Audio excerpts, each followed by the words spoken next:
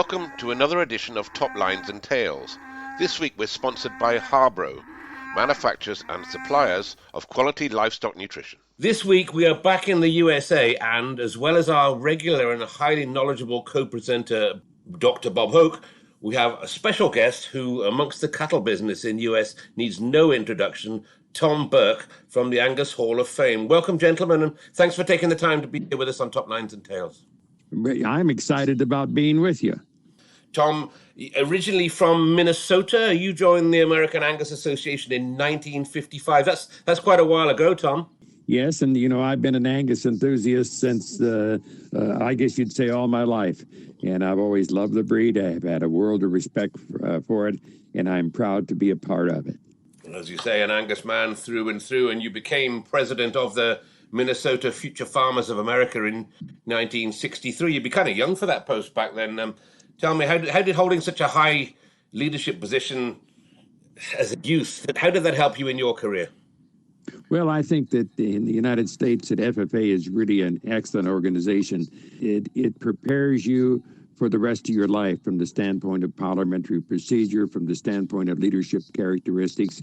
It's just a good guideline to make you be able to, relate with your fellow man. Yeah, I think it brings the best out of you by being a FFA member. Yeah, can I add something to that? Yeah, I mean, one thing, FFA here does teach you the parliamentary procedure. We have parliamentary procedure teams on how to handle meetings, all these different things.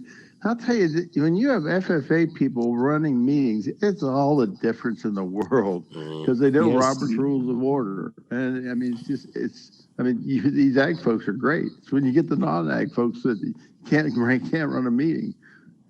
Bob, I'd have to second that motion.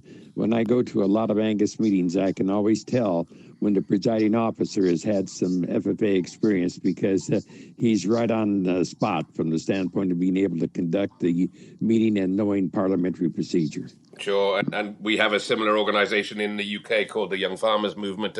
And every country should do that. Yeah.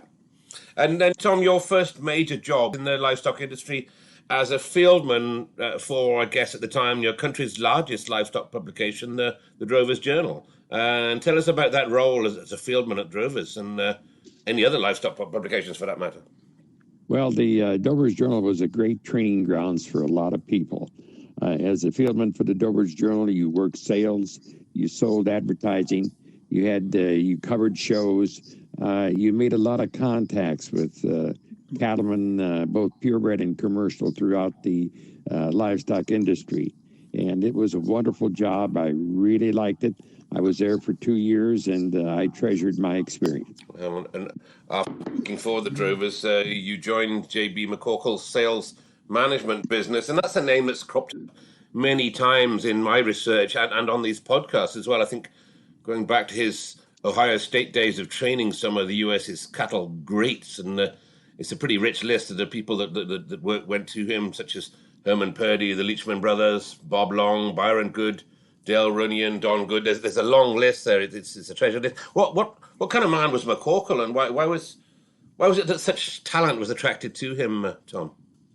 Well, he had great enthusiasm for the Angus breed. He was the first full-time Angus sale manager in our breed in modern day. He had a tremendous knowledge of the breed. He could relate with people across the industry, and he was a unique individual from the standpoint of knowing and understanding the breed. Of course, he had been involved in the Angus business. His family joined the American Angus in 1898. His father was an Angus breeder. He was born in 1910, and almost from day one, he was an Angus enthusiast, and that carried through his entire life until his death in 1962. Tom, how did, but like all those Herman and Les and Lee Leachman and Bob Long, how did all those guys end up there when he was herdsman all at one time at Ohio State? Man, that's quite a powerhouse. You had these guys, Lee and Les Leachman, Herman Purdy, Dale Runyon, Ray Roth, Paul Good, Byron Good, Kenny Haynes, Bob Dupre, and Robert Long and Don Good. These were all from Ohio farm families. And J.B. McCorkle He went to Ohio State University in 1936, and he went as the herdsman. So, he found these young guys that didn't have a lot of interest in Angus cattle, brought them to the barn, and gave them a job, and kind of instilled this Angus gene into their gene pool, and got them enthused about the breed. Of course, at that time, they were probably short of funding, which as a college student, and so he had living quarters in the barn. They worked for him, and I think that was the thing that attracted them, because when they first came, they were probably a little light on their Angus enthusiasm, but he got them in line. As you said, he certainly did, and some of those went on to be great names within there. And McCorkle, of course, was the one that got you into the sale management business, right, Tom? And you've been in it ever since. I think. What made you decide that it would be your life profession, or some would say your obsession?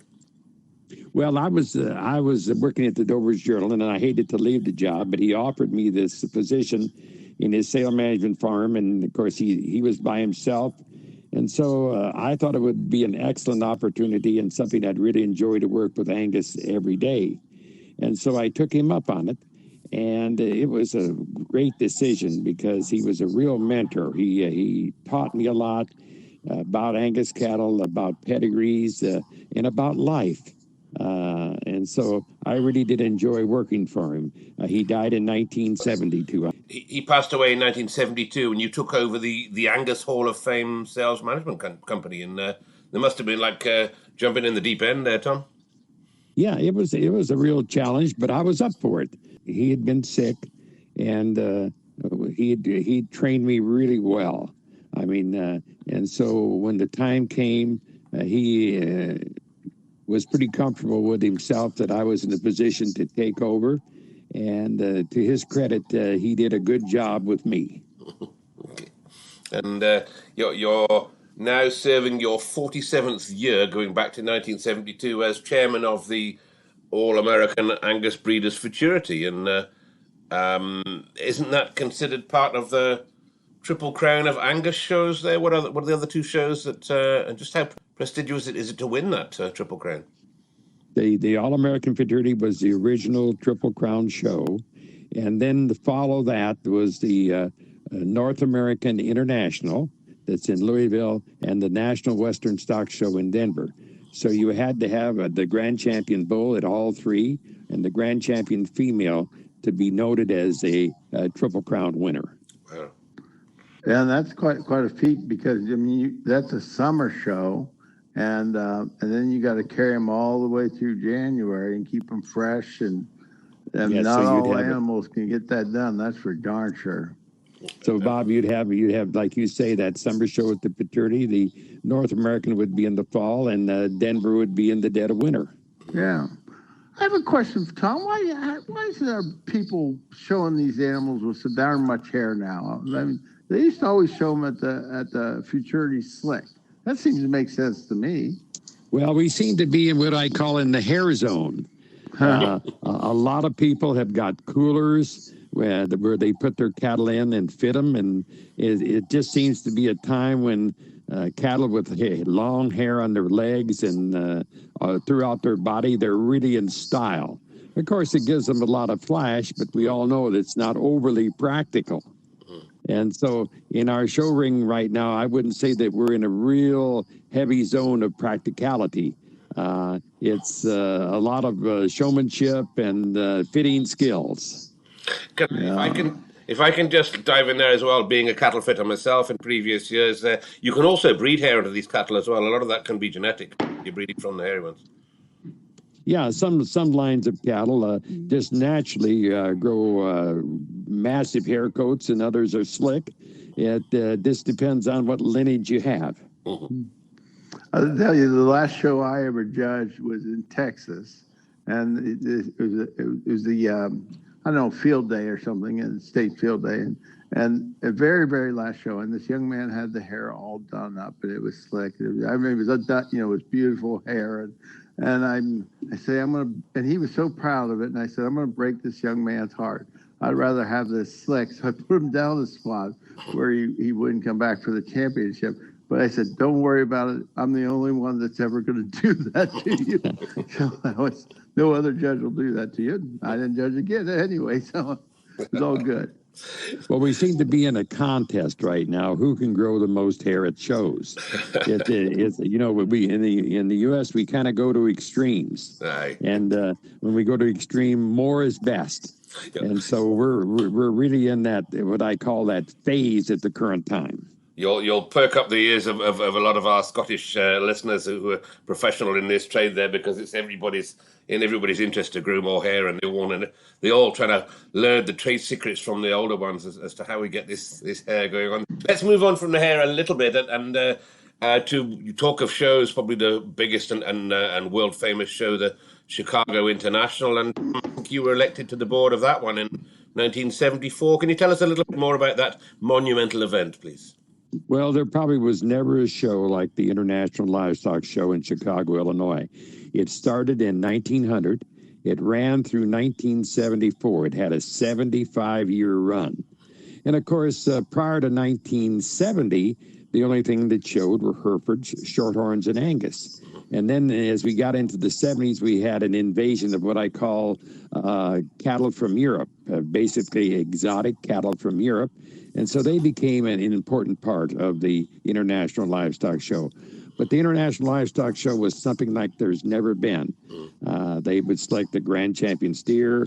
What would happen at the International would have tremendous impact on breeding programs throughout the North American continent. It was just one of those icon events that just had, there's no way to explain the impact that it had on the cattle industry.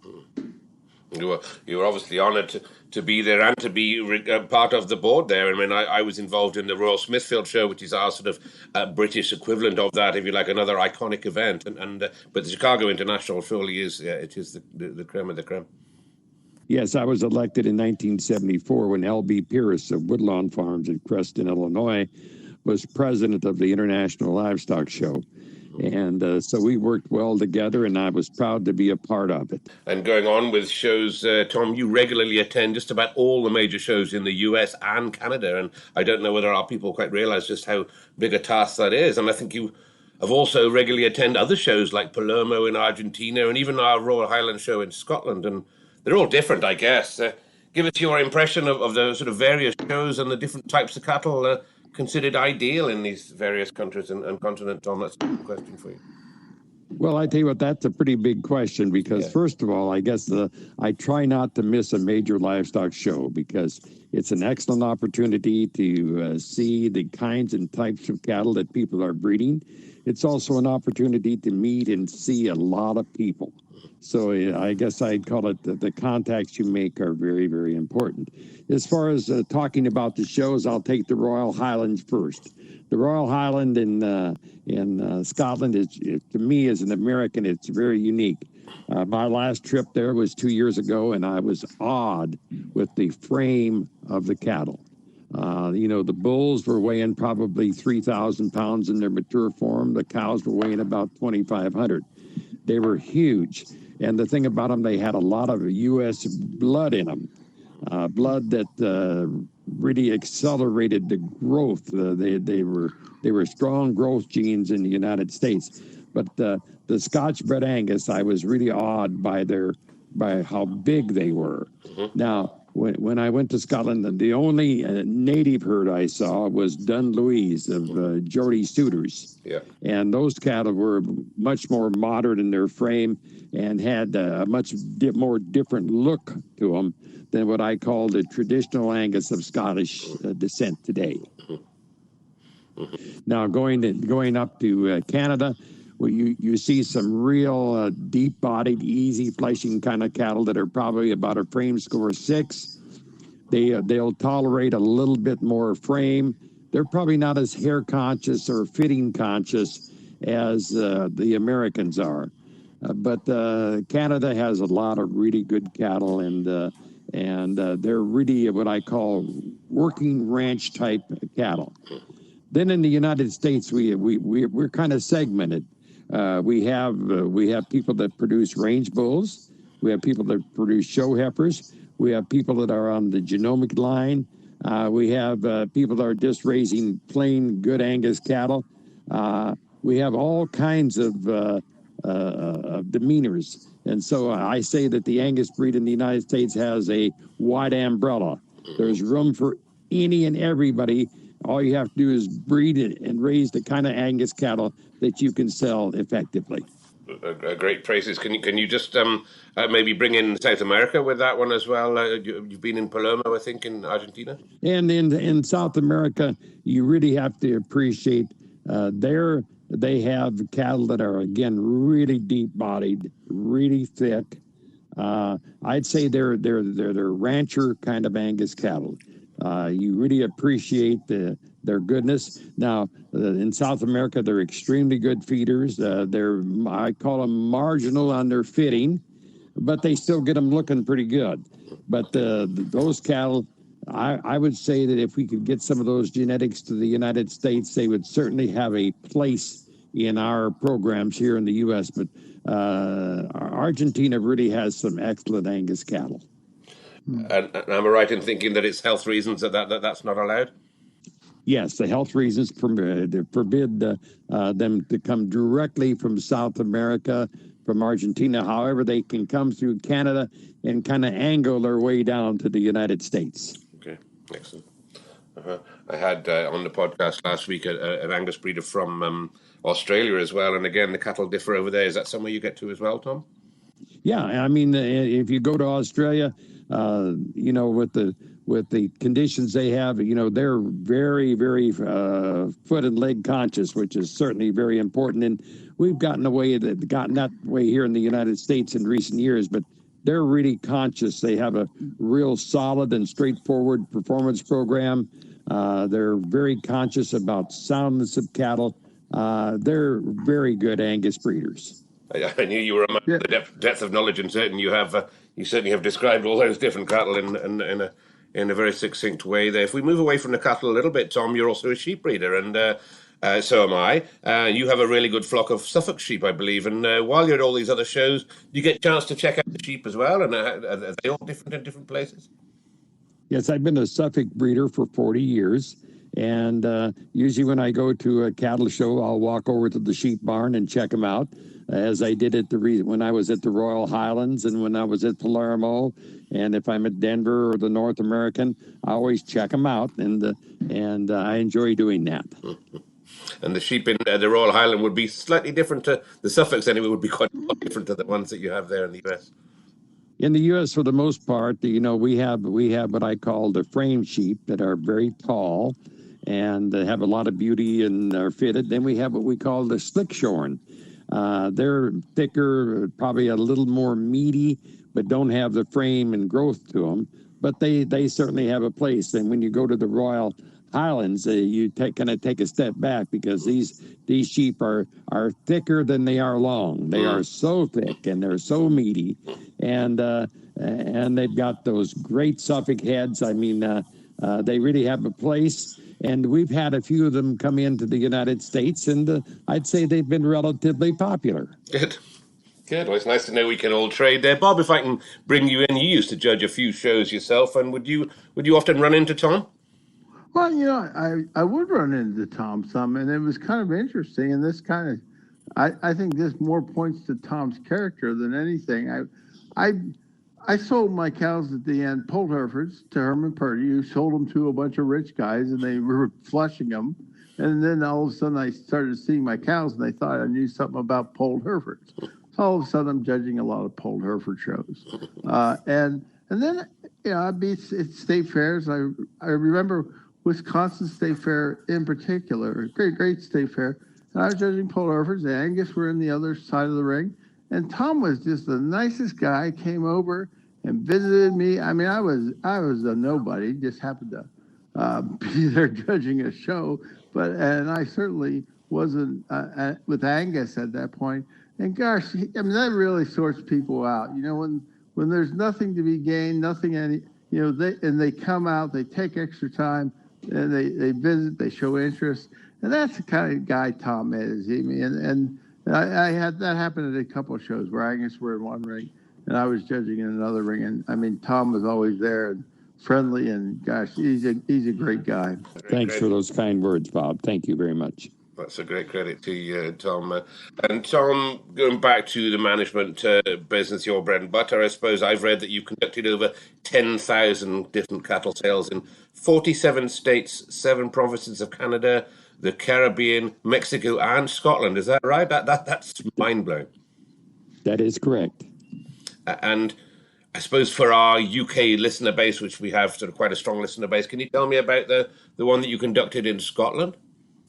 Yes, during the last World Angus Forum, Geordie and Julia Suter, they had an on-farm production sale, which is almost unheard of in Scotland, as you know. And we managed that sale, and we really did enjoy it. It was a huge success, and it really gave them kind of a leg up as far as being able to sell Angus seed stock on a international basis. So it worked out really good. Very enthusiastic for the traditional Angus, isn't he, Geordie? I've spoken with him in the past, and certainly kept some of those good old bloodlines going. And as you say, he found a market for those worldwide, certainly in the US. Can I make a quick comment on that? I mean, Dunleavy's Gypsy Earl, I believe, is the bull. Yeah. I mean, he is the best-footed bull I think I've ever seen, and so are all his progeny. And that's an issue we have some in the breed. But I mean, you can go and grab some of those kind of genetics that have those pieces. That, I mean, we're really lucky to have some people keeping the original Angus herds alive and well, because you never know when you need to go back and grab some of those traits. Absolutely, and I think I was just going to say, Bob, Geordie basically at Dunleavy's would have the only native bred Angus cattle in Scotland that he maintains as a herd. Yeah, that'd be right. And I just wanted to throw this in. We've had a tradition here. A gentleman from Scotland has made a song. It's called "An Angus for Me." Willie McClarnon. Would you know him? I do know Willie very well, and I know the song. I could sing it to you right now, but I will spare our listener with that one. But yes, I'm glad to know that that's gone universal. Then Willie is some character. And we play that on our recorder here at the American Angus Hall of Fame. And I was at the when the first Angus cattle came to America from Scotland in 1873. They came to Victoria, Kansas, and 100 years ago, in 1973, we had a 100th year celebration, and Willie was there and sang "An Angus for Me." Oh, okay. Brilliant. That's brilliant. He sung it in a few places, I know, and what a great man he is and a great character. Just moving on, just watching the clock here, that you find common threads between producers that have highly successful sales. Is there a common denominator between these successful breeders worldwide? Well, I think there is, but they're all breeding and producing what they can sell. And that's the thing I think that you've got to really be conscious of if you're going to be a successful Angus breeder. You got to breed with selling in mind, because if you can't sell them for a premium, you're probably not going to survive in the industry. Okay. So you got to keep attuned to what people want from the standpoint of commercial cattlemen, from the standpoint of people that want to show cattle, from the standpoint of whatever they're demanding. And so I think you got to stay attuned. But I think basically the Angus business is also a people business, where you've got to establish these relationships, and they're really, really important in the breed. But I think that regardless of where you're from, and you get a group of people together from various countries about Angus cattle, I think they've all got basically the same goals, and that's to make the product better and more in demand. Very sound and wise words to find out what you can sell and then produce that rather than the other way around. Tom, if we move back onto your flock of sheep, the Suffolks, you've had a string of championships for many times at Louisville, of course, which is the main sheep show in the U.S. Yes, I've been very fortunate to be very competitive there. I've had a number of champions and have won the flock on numerous occasions and been the premier breeder and exhibitor. So I've really enjoyed raising Suffolks, and I've enjoyed selling Suffolks. And you are You were national president of the Suffolk Sheep Association for a number of years, I believe. Yes, I was president of the United Suffolk Association and the National Suffolk Association, so I was really involved. And then you more recently, you're back at that again, as if you have time to do these things. Tom, you're back there, re-elected again more recently. Is that right? Yes, I was. So, I mean, the Suffolk industry is really enjoyable, and I enjoy breeding them. Yeah, well, it's the people, as you say, that are in the breed as well. And you've also served on the American Angus Association board, and I suppose being on a sheep board and being on a cattle board there, are they much the same? We've got a similar focus of people between the cattle and the sheep people on a board, would you say? I'd say that there'd be quite a bit of difference. Serving on the American Angus Association Board of Directors, is a pretty big task, and it's a major milestone to even get elected, because there's a lot of obstacles that you have and hoops that you have to jump through. But the Angus breed in the United States of America is in pretty good hands, because last year we had the good fortune to register 304,000 head of Angus cattle, which is more than all other beef breeds combined in the United States. And so our bull demand in the United States today in 2021 is probably as great as it's ever been in the 148 years that Angus cattle have been in the United States of America. Okay, a good answer. And we moved on. Bob mentioned, or you mentioned yourself briefly, the Angus Hall of Fame. And of course, you have the museum there that you just mentioned. Can you tell our listener a little bit more about the museum? It's somewhere I certainly want to visit myself one day. Well, you'd sure be invited, because here at the American Angus Hall of Fame, we have the largest collection of Angus history in the world. We're fortunate to have 50 head mounts, actual 50 head mounts of some of the very best Angus cattle worldwide. In fact, our oldest head mount came directly from Scotland. It was Rovery of Powery. And if you go back in early history of Scotch Angus, you'll find him in a lot of pedigrees. When I was over in Scotland, I found him in a barn, and I was able to give him U.S. citizenship. So he's about 130 years old, and we're really proud to have him. We also have complete sets of herd books from all the countries. We have every Angus journal, from the very first Angus journal of August 17th of 1919. And we have 60,000 Angus catalogs. We've got about any and everything you want to this cattle. In fact, I say, if I can't find it in my office, it probably can't be found. And Bob, you've been there. I think, Bob, you'll back that up there. So you've been there. Oh, it's a destination everybody should go to. They literally have every square inch of all the walls covered in framed things, just everything you can think of. I'm really proud. I gave Tom William McCombie as actual obituary with his picture in it. It's behind his desk now, but I mean, it's just that everything and you could think of. I mean, the walls are covered. And they also have to make decisions on those bulls right when they pass away. And some of them, Tom says they're all the greats. Well, there's a few in the doghouse that are like in the they're hung in the storage closet, but they're still hung on display. Okay. And then even in the storage closet, all the walls are covered. I mean, it's something to behold. Everybody that's interested in livestock, and if you have anything to do with Angus cattle, you need to be at the Angus Hall of Fame. And I'm right in thinking that's in Smithville, is that right?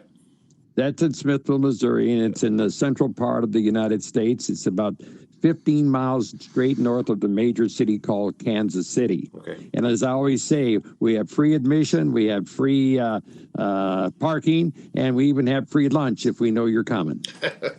No such thing as a free lunch, they tell me, but I'm certainly looking forward to coming to try that one. We may get out there next year. We're planning on a few of us coming to Montana, and I was hoping we could get across to you, but not sure if that's going to work or not, but I definitely will be there. Thank you. We've been honored to have some Scotch tours stop by here, and they always enjoy coming by, and I think we enjoy having them even more. If we move on to the youth side of it, Tom, you've remained committed to the youth, attending every national Angus Junior show where you've served as announcer and you've judged and you've addressed a lot of these. And you've addressed a lot of universities as well. You're very committed to the younger generation. Well, I'm really passionate about Angus youth and youth in general, because if we don't preserve and instill excitement and knowledge about Angus cattle into their hearts and souls, our breed's not going to continue to prosper. And through the American Angus Association, this year we had our 53rd annual National Junior Show and the 55th annual National Junior Showmanship Contest. And we had 1,200 head of cattle, of Angus cattle, registered Angus cattle at that event. Wow. It's the biggest Angus event in the world. And it's a very special thing, and I try to be a strong supporter of it, because I think that youth is the driving force that's going to carry this breed to the next level. And so we need to do everything we possibly can to keep them interested and excited about the movement. Wow, what great inspiration that is. And Bob, didn't you tell me that Tom addressed your marketing class when you were at Penn State going back the way? And I think he left an impression on you, I guess. Yeah, I mean, here we were. They were going to have a bull sale, and this is after Power Play and Princess the year before were a supreme champion at the futurity. And here Tom Burke comes and addresses our class. And boy, that's a big deal. To have somebody of Tom Burke's stature come to your class. And then he explained, I mean, all these things, like the sale block needs to be at this height and this. And it was so technical and so thought out. I just was astounded how kind of scientifically what seemed kind of random to me was just down to a science. And so, yeah, he left a big impression. That's, gosh, Tom, I think that's 43 years at least ago. Yeah, it would be 40 years ago. But I really enjoy. I go to about 20 universities and colleges a year to speak to students, and the greatest thing that can happen to me is 20 years later, I'm somewhere and the student will come up and say, or a young person will come up and say, I remember when you spoke at our school, and it's so rewarding, and it gives me so much satisfaction. I remember, that's for sure. So you got one in your column there. We didn't. Okay. It wasn't a bad sale, too. Those bull sale. It was real good for an Eastern bull sale. It turned out really, really good. Tom, you've certainly done a lot of stuff there, and haven't you even been known to officiate at weddings? Well, I tell you what, I've got a degree. I've married 5 couples. And mostly Angus couples, and I've officiated at 5 Angus funerals. Right. So I've got a divinity degree, and or I guess I don't know. I don't think I want to call it a degree. That might have misspoken.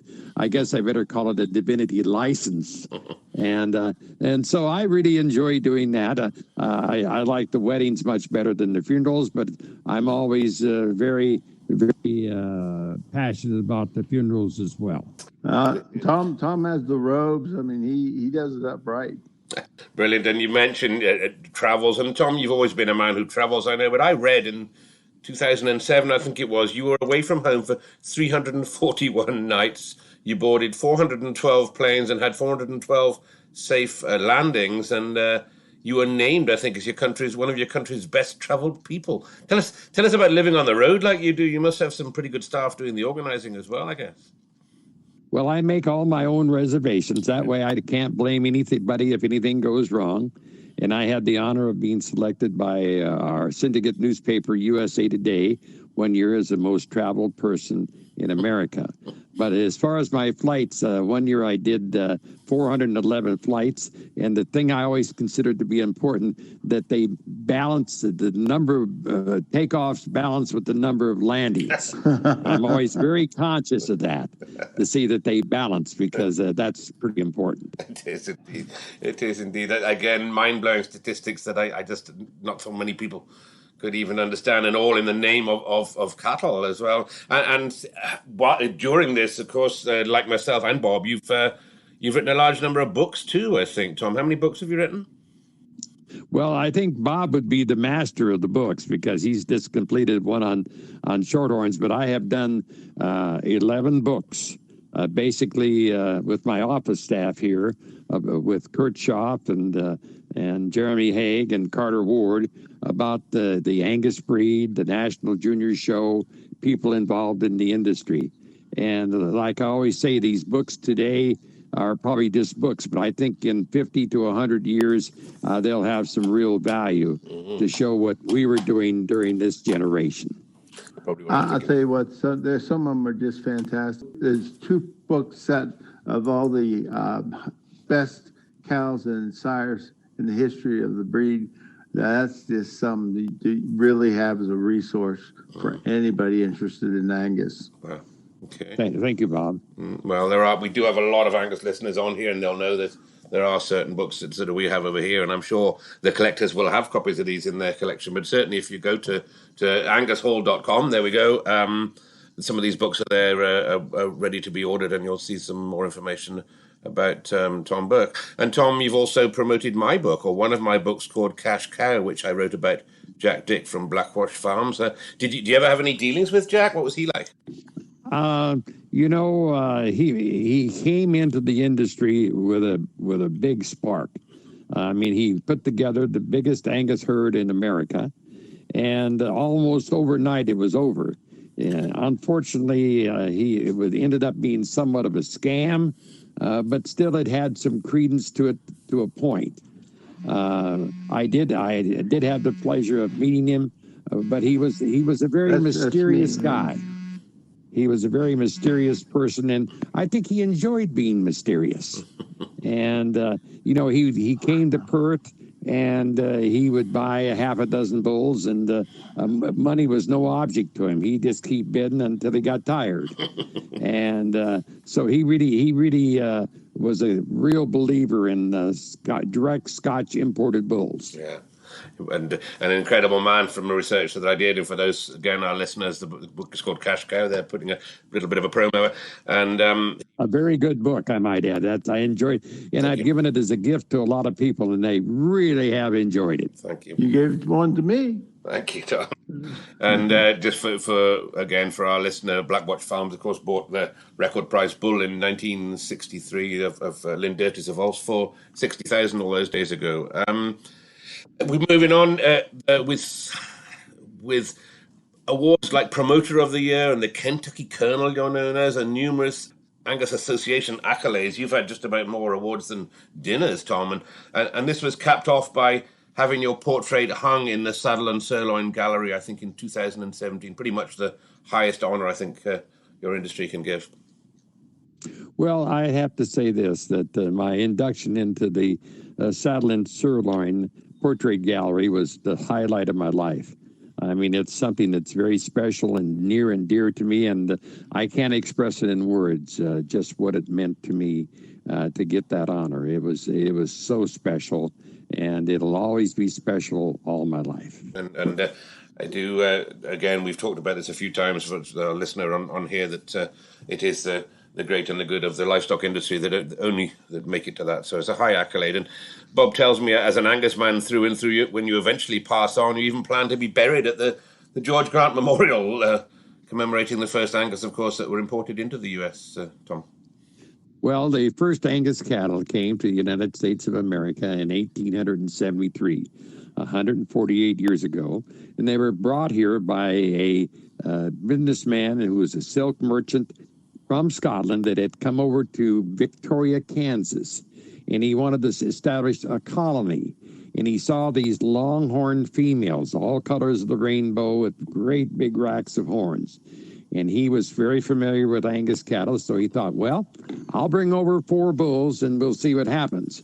Well, they brought over the 4 bulls. They left Aberdeen, Scotland on the battleship Alabama on April 1st of 1873. 45 days later, they landed in Victoria, Kansas.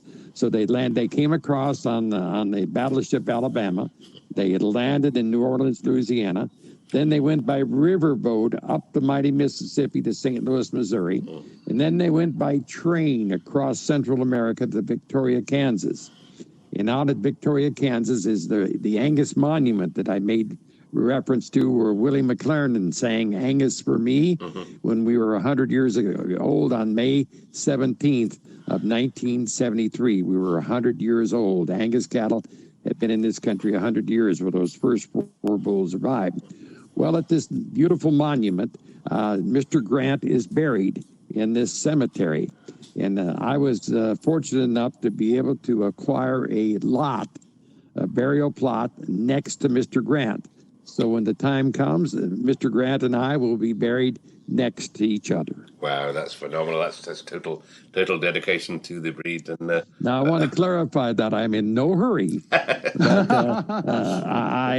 I'm honored that I'm going to be able to do that. And if you ever in the United States, be sure and go see the monument in Victoria, Kansas, because it'll just make you so proud of Angus and so pleased to be a part of our fraternity. Okay, and Tom, your knowledge of pedigrees and the Angus history is legendary, and you're cementing this right here and now. And are there other ones coming up through the ranks? Maybe somebody that you're grooming to someday take your place as the country's leading breed historian, Tom? Well, I have associates that work with me here in the office. Kurt Schaff really has an excellent knowledge of Angus pedigrees. In fact, some days he's better than I am. And then we have another young person, Carter Ward, who has recently joined us that has a great passion for Angus cattle. But I feel really fortunate because my first Angus animal had registration number 700,000. We just registered the 20 millionth animal in the United States of America. So during my lifetime, I have had an opportunity to see 97% of the Angus breed unveiled before my very eyes. So I feel really lucky. So anybody I can get interested in Angus history, boy, I tell you what, I do everything to encourage them. Well, they would be foolish not to listen to you, that's for sure. Your years and years around the sea stock industry and the Angus cattle, and I think our listener wants to know, and I probably want to know, what excites you the most about what gets you out of bed in the morning with all this famous enthusiasm for the industry, Tom? Well, I think the thing that makes me so excited is the thing that makes Angus cattle so exciting over other breeds is our breed is built on shifting sand. And now some people may think that sounds negative, but I think it's good because there's always something new. There's always something exciting happening in the industry. Now we've got we're either getting them bigger or smaller. We've got certified Angus beef. We've had the good fortune to be able to sell 1,250,000,000 pounds of certified Angus beef around the world. The great demand for Angus bulls, an exciting calf crop coming by every year. We now have genomics coming into the industry. I tell you what, we got so many exciting things happening. It's hard to pick out one. So I think that as I say, the thing that makes me excited about the Angus breed is Angus. Okay, there we go. That's superb, Tom, and it has really been an honour to speak to you on this podcast. And I hope that you carry on with your travels around the world and infusing others in the same way that you have done here. And I hope our listeners can still hear, as I can, really, your passion for the Angus world. Tom, thank you. Really, thank you very much for your time on speaking to us today. Well, I want to say thanks for having me. I plan on doing this another 20 years, and every day is a new and exciting venture in the Angus industry. And Angus cattle are my life, and I'm just darn proud to be able to say that they've been very kind to me.